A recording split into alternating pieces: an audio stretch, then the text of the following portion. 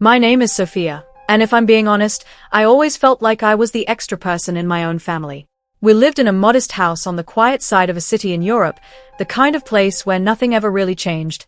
The walls were pale, the furniture was old, and everything felt the same year after year.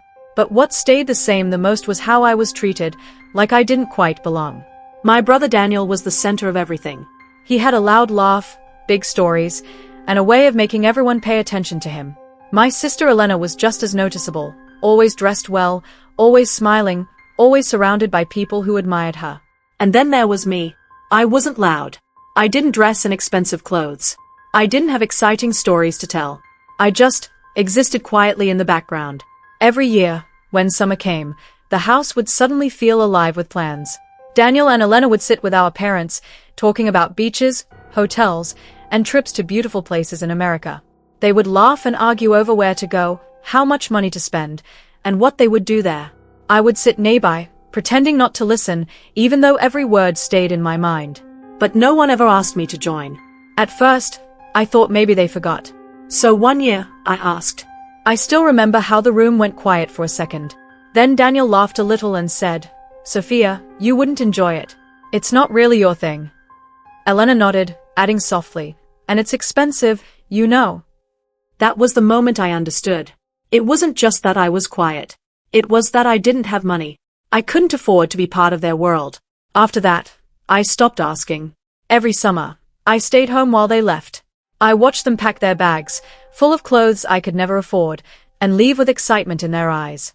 And every time the door closed behind them, the house became too quiet, too empty. At first, it hurt more than anything. Then slowly, it became something I got used to. But deep inside, I made a promise to myself, one that I never said out loud. One day, I wouldn't be the one left behind anymore. I didn't leave my old life with drama or a big goodbye. There was no moment where everyone suddenly noticed me or asked me to stay. One morning, I packed my small suitcase, counted the few dollars I had saved, and quietly stepped out of that house in Europe. No one stopped me. In a way, that made it easier. I moved to a crowded city in America, the kind of place where people don't look at you twice. At first, it felt overwhelming. The streets were always full, the noise never stopped, and everything moved too fast. I rented the cheapest place I could find, a tiny apartment on the third floor of an old building. The walls had cracks, the window didn't close properly, and the heater only worked when it wanted to. But it was mine, and that mattered more than anything. The first few months were the hardest. I took whatever work I could find.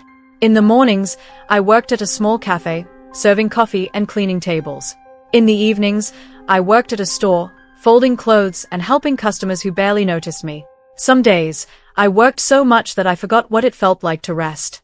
I counted every dollar carefully. Rent, food, transport, everything had to be planned. There were nights when I sat on the floor of my apartment, eating the cheapest food I could buy, wondering if I had made a mistake. I missed having people around, even if those people had never really included me. The silence in my apartment was different from the silence back home. This one felt heavier, like it was testing me. But I didn't go back. Instead, I kept going. Slowly, I began to understand the city. I learned which places were cheaper, which people were kind, and which opportunities were worth taking. I started talking more, even if it felt uncomfortable at first. Not because I suddenly became outgoing, but because I realized that staying invisible would not help me here. After a year, things started to shift. I found a better job at a small office. It wasn't anything special, but it paid more, and it gave me something I had never really had before: stability. I no longer had to worry every single day about whether I could afford food or rent. I could breathe a little easier. With that came a new habit: saving. I became strict with myself. Every dollar had a purpose. I stopped buying things I didn't need. I cooked my own meals. I avoided unnecessary spending. It wasn't always easy, especially when I saw others enjoying their lives, going out, traveling, buying things without thinking twice. But I reminded myself why I started. I wasn't just trying to survive anymore. I was building something. Years passed like this, quietly but steadily. I moved to a slightly better apartment. I found an even better job. I learned new skills, took on more responsibility, and slowly earned more money. People at work began to notice me, not because I was loud, but because I was reliable. I did what needed to be done, and I did it well. For the first time in my life, I didn't feel like the boring one. I felt capable. Sometimes, I would think about my family. I would see their photos online, new vacations, smiling faces, expensive places. They still didn't include me, and now, I didn't expect them to. The difference was that it didn't hurt the same way anymore. I had my own life now, and it was real. By the time 7 years had passed, I had changed in ways I never imagined. I was still quiet, still simple in many ways, but I was no longer invisible, not to myself. I had built something from nothing, step by step, dollar by dollar. One evening, after a long day at work, I sat at my small kitchen table and looked at my savings. I had checked the numbers many times before, but that night felt different. Maybe it was the silence, or maybe it was the way everything finally seemed to come together. I had more money than I ever thought I would. Not just enough to live. Enough to choose. That thought stayed with me for days. I couldn't stop thinking about it. What did I really want? For so long, my goal had been simple. To not struggle, to not feel left behind. But now that I had reached that point, I realized I wanted something more. I wanted a place that was truly mine. Not a rented apartment with thin walls and broken windows, but something permanent. Something that no one could take away from me. Something that would remind me of how far I had come. That idea turned into a decision. I started looking at properties, at first just out of curiosity. But the more I searched, the more real it became. I saw houses in different parts of America, small ones, big ones, expensive ones. None of them felt right. Until one day, I saw something that made me stop. It wasn't in the city. It wasn't even close. It was a beachfront villa in the Bahamas. I stared at the photos for a long time. The white walls, the wide windows, the endless view of the ocean. It looked peaceful, almost unreal. So different from the life I had known. For a moment, I thought it was too much. Too big of a step. Too expensive. But then I remembered the girl who stayed behind every summer, watching others leave without her. And I realized something important. I wasn't that girl anymore. I didn't make the decision right away. Even after seeing the villa, I kept telling myself to be careful. I had spent 7 years building my life slowly, safely, one step at a time. This felt different. This felt like a jump. 4 days, I went back and forth. One moment I was excited, imagining myself waking up to the sound of waves.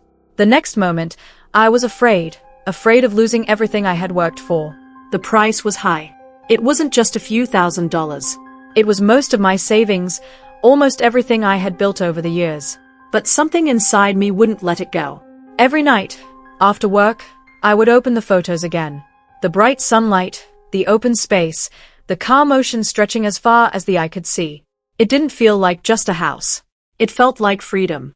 Like a life I had never been allowed to have before. Finally, one evening, I sat quietly in my apartment and asked myself a simple question. If not now, then when? I had spent so much of my life waiting, for approval, for invitations, for the right moment. And all that waiting had only left me behind. This time, I didn't want to wait. The next morning, I made the call. Everything moved faster after that. There were documents to review, calls to take, and numbers to check again and again. Even though I had prepared myself, seeing the actual amount written down made my heart race. It was more money than I had ever imagined spending in one decision. When it came time to sign, my hands were slightly shaking. But I didn't stop. I signed. And just like that, it was done. The villa was mine. For a moment, it didn't feel real. I sat there in silence after everything was completed, just staring at the papers in front of me.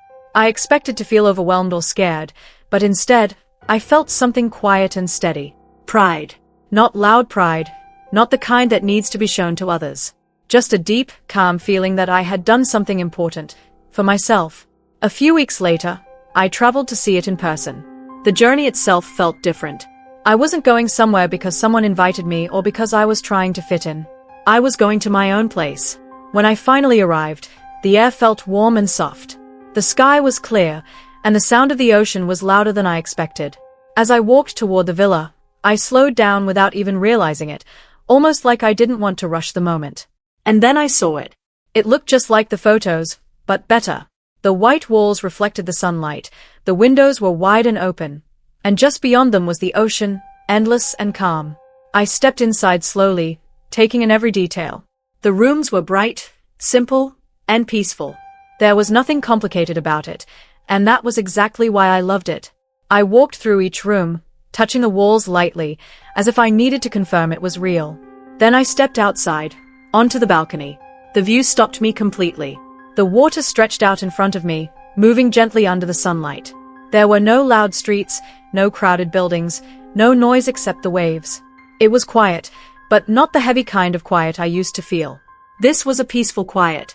I sat down and stayed there for a long time, just listening, breathing, letting everything sink in. For the first time in years, I felt like I wasn't chasing anything anymore. I had arrived. Over the next few days, I made the place my own. I didn't rush. I chose simple furniture, light colors, and kept everything clean and open. I didn't want it to feel crowded or complicated. I wanted it to feel like a place where I could finally rest. And it did. Each morning, I woke up to the sound of the ocean. Each evening, I watched the sky change colors as the sun went down. Time felt slower there, softer. At some point, I realized something I hadn't noticed before. I was happy. Not the kind of happiness that depends on other people or approval, but something quieter and stronger. I didn't feel the need to prove anything anymore. Still, a small part of me wondered what my family would think. Not because I needed their approval, but because for so long, they had been the ones who decided what mattered. I knew they would be surprised. Maybe even impressed. Or maybe they would just see it as another opportunity. After thinking about it for a while, I decided to share a small part of it. Not everything, just enough. One afternoon, I took a photo from the balcony. The ocean, the sky, the calm view that had become mine. There was nothing fancy about the picture, nothing staged. I posted it online with no explanation. Just the view. Then I put my phone down and went back to enjoying the moment. I didn't expect anything right away. But deep down, I knew it wouldn't stay quiet for long. And I was right. A few hours later, my phone rang. When I looked at the screen and saw the name, I paused for a second. Daniel. I stared at it as it kept ringing, the sound cutting through the peaceful silence around me. For a brief moment, I thought about ignoring it. But then I picked up. I stared at my phone for a few seconds before answering. The name on the screen, Daniel, felt strange after so many years of distance. It wasn't that we had completely lost contact, but our conversations had become rare and empty, like polite exchanges between people who no longer truly knew each other. Still, I picked up. Sophia, he said, his voice loud and full of energy, just like I remembered. So it's true? That place, the villa, that's yours. I leaned back slightly in my chair, looking out at the ocean as I spoke. Yes, I said calmly. It is. There was a short pause, followed by a low whistle. Wow. I mean, that's incredible. I didn't expect that from you. From you. I noticed the words, even if he didn't mean them in a bad way. Or maybe he did. It didn't matter as much as it once would have. Yeah, I replied softly. A lot can change in 7 years. He laughed, but it sounded a bit forced. Clearly. I showed the picture to everyone. Elena couldn't believe it. Mom said it looks like something from a movie. I didn't respond to that right away. I could imagine them all gathered together, looking at the photo, reacting with surprise. For a moment, I wondered if they were proud of me. But then Daniel continued. Listen, he said, his tone shifting slightly, becoming more casual, more careful. We were actually talking about summer plans, and, well, we thought it would be perfect to visit your place. You know, me, my wife Clara, the kids, maybe Elena too, just for a couple of weeks. There it was. I stayed quiet, letting his words settle in the air between us. It would save us a lot of money, he added quickly. Traveling is expensive these days. And since you already have the place, it just makes sense, right? We're family. Family. I slowly stood up and walked toward the balcony, the phone still against my ear. The ocean looked the same as it had all day, calm, endless, steady. Nothing about it had changed. But inside me, something had. I thought about the past, about all those summers the first had been left behind. The times I sat alone in that quiet house in Europe while they traveled, laughed, and created memories without me. I remembered how it felt to not even be considered, to be dismissed so easily. And now, suddenly, I was being considered. Not because they missed me, because I had something they wanted. I don't think that's a good idea, I said finally, my voice even and controlled. There was a pause on the other end. What do you mean? Daniel asked, a slight edge creeping into his tone. I mean, I continued, I'm not planning to have guests this summer. Another pause, longer this time. Come on, Sophia, he said, his voice tightening. Don't be like that. It's just us. We're your family. I closed my eyes for a moment, taking a slow breath. That word again. Family. For years, that word had meant something one-sided to me. It meant giving without receiving, waiting without being chosen, staying silent while others decided my place. But things were different now. I remember asking to join you all those years, I said quietly. Do you remember what you told me? He didn't answer. You said I wouldn't enjoy it, I went on. That it wasn't my kind of thing. That it was too expensive. That was different, he replied quickly. You know how things were back then. Yes, I said. I do. There was tension in the silence that followed. Then I spoke again, this time a little more clearly, a little more firmly. Sorry, I said. It's only for people who are interesting enough. The words hung in the air, sharp and unexpected. What? Daniel said, his voice rising in disbelief. What kind of answer is that? The kind I learned from you, I replied. For a moment, neither of us spoke. I could almost hear him trying to process what I had said, trying to find the right response. That's not fair, he said finally, his tone now colder. You're being petty. Maybe, I admitted. Or maybe I just remember how it felt. You're really going to turn your own family away? He asked. I looked out at the ocean again, at the steady rhythm of the waves. I didn't feel angry. I didn't feel hurt. I just felt clear. I'm choosing myself, I said. And before he could argue further, I ended the call. The silence that followed was different from any silence I had known before. It wasn't heavy or lonely. It felt peaceful. I placed my phone down and sat on the balcony, letting the warm air move around me. For a moment, I wondered if I should feel guilty. Maybe I should have handled it differently.